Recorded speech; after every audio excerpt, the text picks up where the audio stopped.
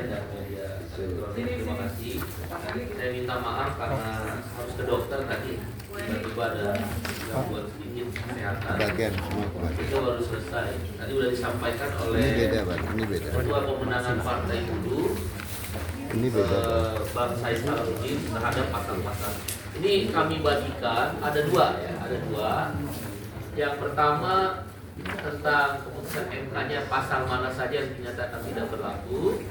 Terus yang satu lagi penjelasan per pasalnya. Penjelasan per pasal. Jadi kawan-kawan media akan lebih mudah.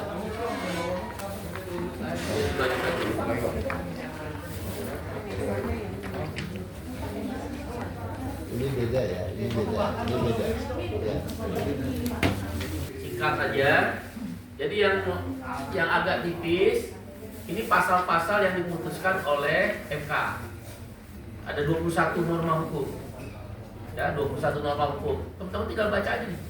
Udah enak nulisnya. Nah, yang kedua yang agak tebal ini adalah norma lama. Norma lama itu artinya Undang-Undang Cipta Kerja. Norma lama Undang-Undang Cipta Kerja dari yang ini. Penjelasannya ini. Dari yang putusan MK, sebelah kanan saya putusan MK ini, yang tipis, penjelasannya yang sebelah kiri saya. Norma lama itu artinya Undang-Undang Cipta Kerja, norma baru itu adalah keputusan MK.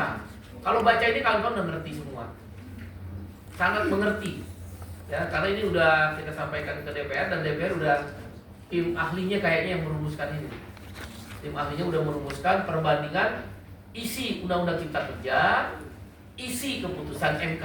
Udah ngerti, udah nggak perlu analisa ngejelimet lagi. Nah, kalau tahu pasalnya ya di sini di MK yang sebelah kanan yang tipis ya. Saya pikir itu aja tambahannya. Silakan dipelajari, silakan ditulis versi masing-masing. Bisa bikin 21 berita nih kalau terus kan 21 norma ya. Dan nggak perlu ngejelimet, jelasin aja ini versi DPR nih. Tim ahli ya maksud saya. Tim ahli DPR udah diringkaskan, bahasanya diringkaskan, ada tapi karena teman-teman fotokopi jadi nggak kelihatan mana merah, mana warna merah, mana warna tebal ya. Tapi warna tebal kayak kelihatan. Yang pertama ya, jadi tinggal dibaca aja. Yang kedua, udah runtuh Undang-Undang Cipta Kerja, Klaster Tenaga Kerja udah runtuh.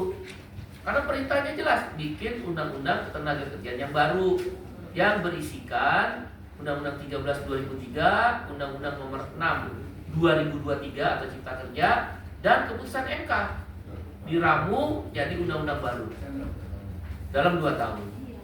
Kemarin saya sudah berbicara dengan salah satu ketua komisi, ngobrol-ngobrol aja.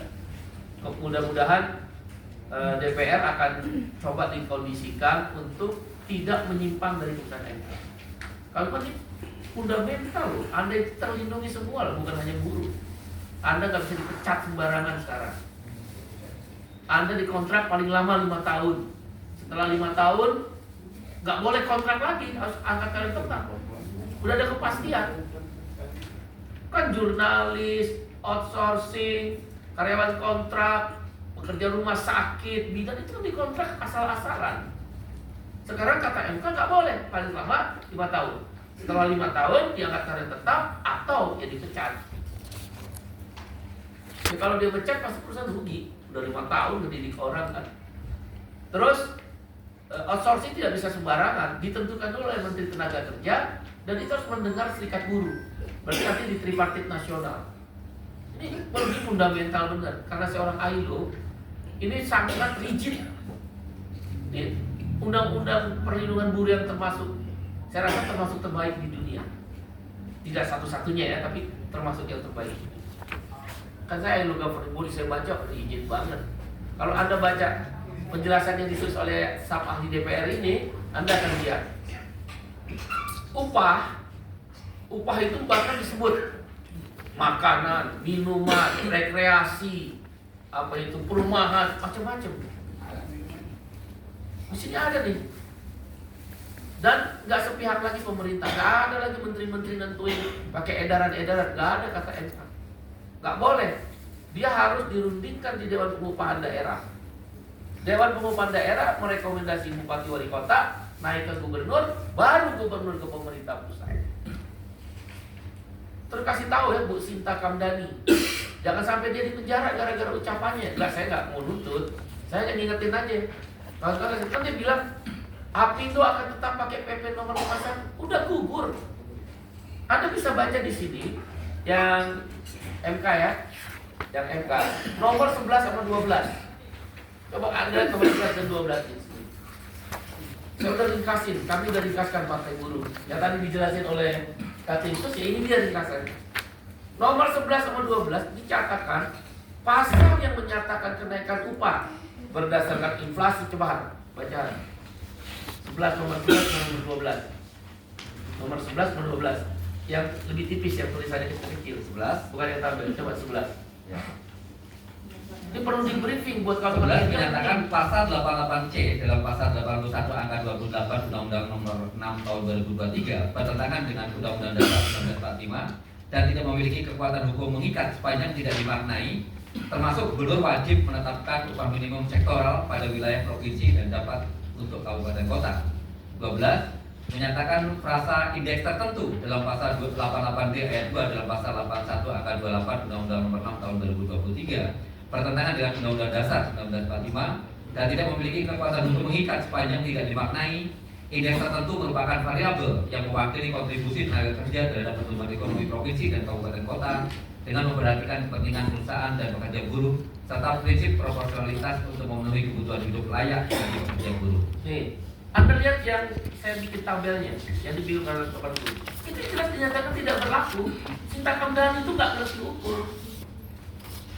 Baca nih, nanti kamu kan baca. Refernya ke tadi pasal 88. Cipta Kerja pasal 8. Kalau yang di sini nomor 10. Nomor 10, nomor 11, nomor 12. 10, 11, 12. Kalau yang di tabel itu dinyatakan dicabut kata MK.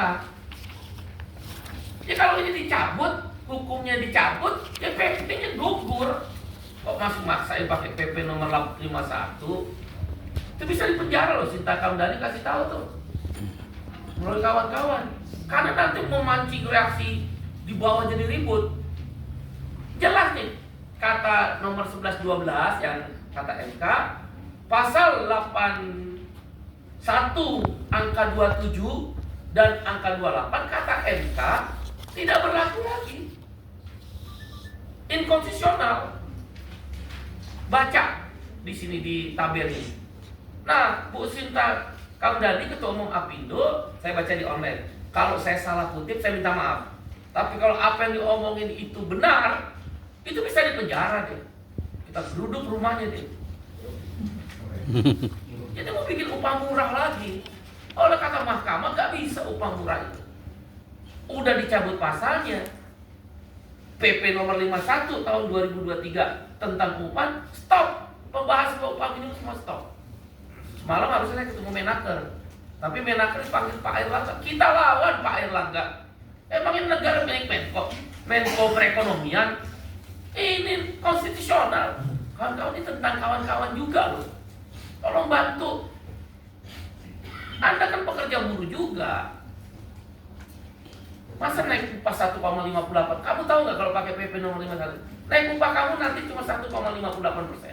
Saya udah hitung. Inflasi kita 2,5. Nombok lagi. Minus 2,5 kurang 1,58, 1,0. Kira-kira 1,0. Nombok. Ayo kita berjuang bersama-sama. MK loh ini. MK ini sama undang-undang. Jadi Bu Sinta Kamdani jangan memprovokasi rakyat dan buruh. Tolong catat. Jangan memprovokasi rakyat dan buruh. Perintah MK pasal 81 angka 27, pasal 81 angka 28 di Undang-Undang Cipta Kerja nomor 6 2023 batal demi hukum, sudah dicabut, tidak punya kekuatan hukum. Dengan demikian turunannya adalah PP nomor 51 batal. Jadi apa yang akan digunakan nanti perundingan upah minimum? Kita tunggu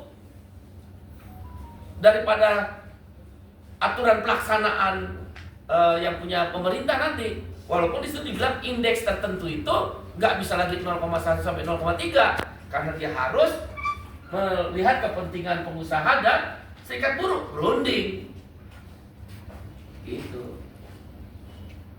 Ya, saya tambahnya itu aja. Yang lainnya teman-teman bisa baca.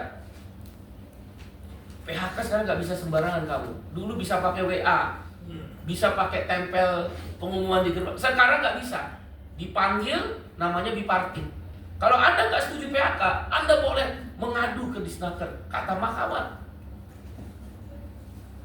Namanya mediasi, atau bisa juga cari konsiliasi ya, atau arbitrasi. Terus kalau kita nggak setuju juga dengan keputusan Disnaker, di mana kita berada, tempat kerja kita, ngadu ke PHI, boleh, kata mahkamah. Walaupun Anda nggak punya serikat buruh, kan media banyak yang nggak punya serikat buruh. Ngadu sendiri boleh nggak? Boleh. Ngadu dulu ke Disnaker. Pak Disnaker, saya belum bipartit. Selama belum ada bipartit, kata mahkamah, batal demi hukum. Nah, yang lebih keras lagi mahkamah bilang, selama kita mengadu ke Pengadilan Hubungan Industrial atau Labor Court, upah harus dibayar, kata mahkamah. Kan kebanyakan gini, yang bikin buruh itu kalah, termasuk kamu semua, kawan-kawan semua. Upah di stop, BPJS dimatiin. Tewas Anda semua, termasuk saya juga tewas lah. Anak sakit, nyerah. BPJS nggak dipakai, datang kita ke perusahaan, ya udah dia bayar berapa aja deh. Yang penting BP saya dihidupin. Sekarang kata mahkamah nggak boleh. Kalau itu dilakukan pidana. Pasal yang lain itu ada di Undang-Undang Nomor 13. Pidana. Pasal BPJS juga pidana. Yang menghentikan pelayanan BPJS karena iuran di stop, pidana 8 tahun. Baca Undang-Undang BPJS. Ini fundamental, saudara. Saya kan ILO governing body internasional aja udah ngucapin selamat sama saya semua. Mewakilkan buruh maksudnya.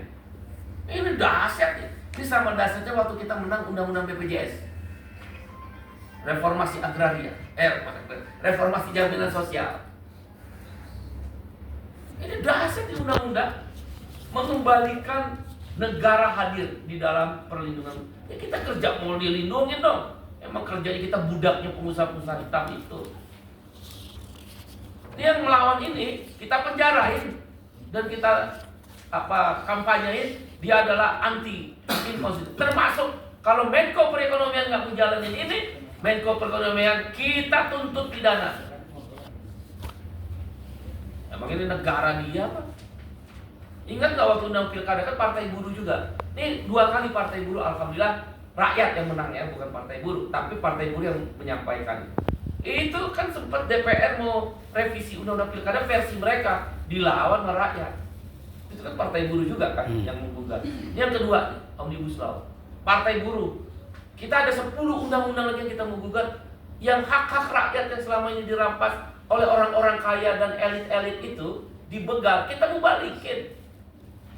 Ada masih 10 lagi undang-undang, antara lain presidensial threshold yang lagi digugat oleh siapa itu, Mbak Titi Anggraini dan Mas Haidar Gumai. Partai buruh ikut di dalam intervensi gugatan. Kemudian karyawan kontrak dan karyawan outsourcing kan nggak bisa milih kalau dia nggak pulang kampung. Ini kan kita menggugat di mana dia tinggal loh. Kemarin tuh suara partai buruh hilang banyak di situ. Karena karyawan kontrak dan karyawan outsourcing kan harus pulang kampung sesuai KTP. Karena dia nggak pulang kampung, libur cuma sehari, nggak nyoblos. Padahal kita udah hitung tuh mudah-mudahan masuk.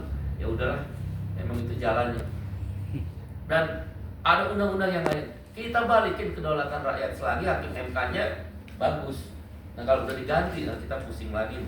Selagi itu mudah-mudahan cepet aja lah berkejar-kejaran waktu. Ini lagi luar biasa. Ya kamu bisa baca deh, udah enak. Ya ada 7. 1 upah. Upah PP nomor 51 batal demi hukum. Karena pasal 81 angka 27 dan pasal 81 angka 28 sudah dinyatakan inkonstitusional. Nggak pakai bersyarat. Dengan demikian nanti dibikin aturan baru. Tapi kata mahkamah berunding. Dan yang paling hebat muncul upah sektoral. Dan upah tidak lagi menteri ngeluarin surat edaran. Nggak ada kata MK. Dia harus dibahas di Dewan Pengupahan Provinsi dan atau Dewan Pengupahan Kabupaten Kota. Pemerintah pusat sudah lumpuh. Satu, dua, tentang outsourcing. Outsourcing sekarang dibatasi. Siapa yang membatasi? Menteri Tenaga Kerja, inkasu istilahnya. Langsung disebut. Kalau tadi kan pemerintah pusat, siapa pemerintah pusat? Menko Perekonomian bisa lagi dia ngeluarin outsourcing. Maka dibilang Menteri Tenaga Kerja. Menteri Tenaga Kerja membatasi mana yang iya, mana yang tidak. Itu pun setelah mendengarkan pandangan dari Asosiasi Pengusaha Apindo dan Serikat Buruh. Silakan dibaca. Jadi nggak sembarangan outsourcing. Dan nggak bisa seumur hidup. Karena kan outsourcing hubungan kerjanya PKWT. PKWT itu cuma 5 tahun. Jadi outsourcing kalaulah dibolehkan dalam jenis pekerjaan yang ditentukan oleh Menaker, tapi 5 tahun. Nggak ada seumur hidup outsourcing. Nggak bisa. 3, PHK. PHK itu kamu bisa ngelawan sendiri sekarang. Kita buruh bisa ngelawan terhadap PHK. Tapi kalau mengundurkan diri kata mahkamah enggak. Tapi kalau kamu di PHK dengan alasan macam-macam, kan ada di Undang-Undang 13 itu alasannya macam-macam, atau di Undang-Undang 6 2023, kamu bisa ngelawan. Dipartit, jadi pakai WA. Enggak, lawan. Kalau dia nggak mau jadi partit, langsung lapor ke Dinas Tenaga Kerja. Walaupun kamu nggak punya serikat buruh, walaupun buruh kita nggak punya serikat buruh, masih nggak puas, bawa ke pengadilan, daftarin sendiri. Jadi dipersulit. Pesangon dibalikin yang lama. Tadinya kan sesuai ketentuan, 1 tahun kerja, 1 bulan upah, sampai terakhir 8 tahun kerja, 9 bulan upah. Lebih dari itu nggak boleh. Contoh loyo itu, kata orang pengasih lebih baik nggak boleh. Kata MK boleh lebih dari itu sepanjang kesepakatan. Karena bahasanya kembali yang lama, sekurang-kurangnya, paling sedikit. Sangon tuh, keren. Jadi bisa 2 kali. Nanti kalau kamu berdebat, Anda, saya, kita semua berdebat di pengadilan, minta 5 kali juga boleh kok. Kata MK boleh. Ya. Yang kelima, PKWT, karyawan kontrak. Ngontraknya cuma 5 tahun. Setelah 5 tahun, angkat kalian tetap. Kata mahkamah. Kalau nggak diangkat kalian tetap, ya diberhentikan. Mana ada perusahaan berhenti udah 5 tahun orang kerja. Kan dia udah ngeluarin pelatihan, bikin produk, nyari orang baru, susah. Itu pasti ada, tapi agak sulit perusahaan melakukan itu.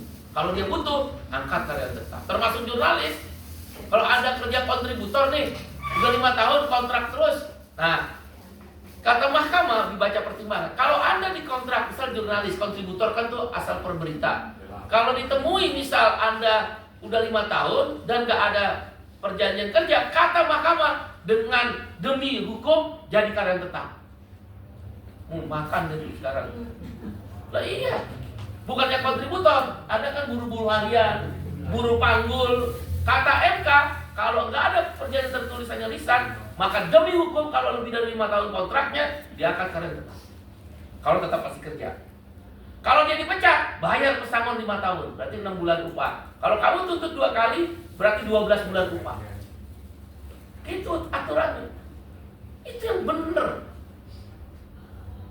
Kuat lebih dahsyat ini. Jangan main-main, maka tolong kami, tolong kita berjuang bersama. Ramein di sosial media. Terus apalagi PKWT nomor 5. Nomor 6 itu cuti. Sekarang perusahaan tertentu, kita memang nggak tahu arti perusahaan tertentu adalah siapa yang melakukan apa itu namanya perjanjian kerja bersama, PKB. Tapi kalau Anda nggak ada PKB, ya harus ada serikat memang kalau ini. Kalau Anda kerja 6 tahun, 2 bulan cuti. Udah hidup lagi dengan upah penuh. 2 bulan cuti. Saya juga bayangin bingung juga ya. Nanti ada buruh perempuan yang hamil kan 6 bulan tuh. Terus tambah lagi 2 bulan, 8 bulan. Kerjanya setahun cuma 4 bulan. Apakah bangkrut? Tapi sedikit lah. Kan perempuan hamil sedikit. Hamil juga katanya hamil ada mengalami kesulitan kan. Dengan indikasi medis. Terus apalagi? Cuti. Ya pokoknya kalau 6 hari kerja, dia 1 hari libur. Kalau 5 hari kerja, 2 hari libur. Itu penegasan aja. Terakhir tenaga kerja asing. Sekarang tenaga kerja asing itu harus jabatannya apa tertentu dan harus izin menteri dulu baru bisa kerja. Dengan demikian buruh kasar dari Cina yang selama ini banyak di Morowali, di Konawe itu harus dipulang-pulangin, nggak boleh. Saudara, ini baru 7. Habis ini kita mau bikin lagi ada, kalau nggak salah itu bilang berapa lagi? 9 lagi. Hah? Total kita 9. Total 9, tapi kan ada yang lain. Masih banyak pasal-pasal yang dirugikan. Nah, kira-kira saya hanya itu aja. Nah, baca ini, saya yakin kawan-kawan akan menemukan jawaban-jawaban yang mudah-mudahan membantu lebih mudah penulisan. Oleh karena itu saya minta Menteri Menko Perekonomian jangan sok tahu. Jangan langgar konstitusi Menko Perekonomian. Kan semua ngadep ke beliau. Yang presiden itu Bapak Prabowo Subianto, bukan Menko Perekonomian Airlangga Hartarto. Gugatan Partai Buruh dan Serikat-Serikat Buruh itu ke Presiden dan DPR, bukan ke Menko Perekonomian, bukan ke Apindo. Jadi yang harus ngomong, yang harus bersikap terhadap putusan MK adalah namanya Bapak Presiden Republik Indonesia, Bapak Jenderal Prabowo Subianto. Jangan sok tahu Menko Perekonomian, semua ke sana datang. Menaker dipanggil, Apindo menghadap, Kadin menghadap. Siapa dia? Memang pembuat Omnibus Law beliau. Yang kedua otak itu Menteri Investasi itu. Siapa itu? Pak Roslan itu otaknya 2 tuh. Dulu pemerintahan yang lama dia boleh kayak gitu. Kami yakin Bapak Prabowo beda.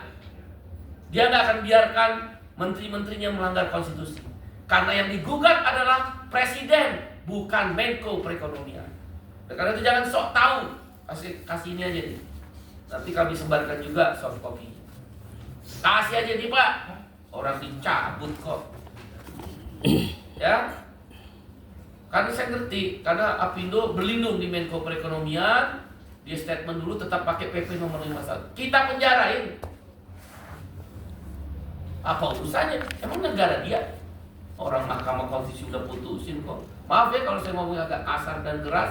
Saya susah mencari kata-kata yang lembut untuk bersopan ria dengan mereka yang jahat. Susah saya nyari kata-kata yang lebih sopan. Terserahlah lu kutip atau enggak. Saya pikir itu aja ya. Minta maaf udah terlalu lama. Karena saya tadi harus ke dokter. Saya pikir demikian kan. Ya, Cukup. baik.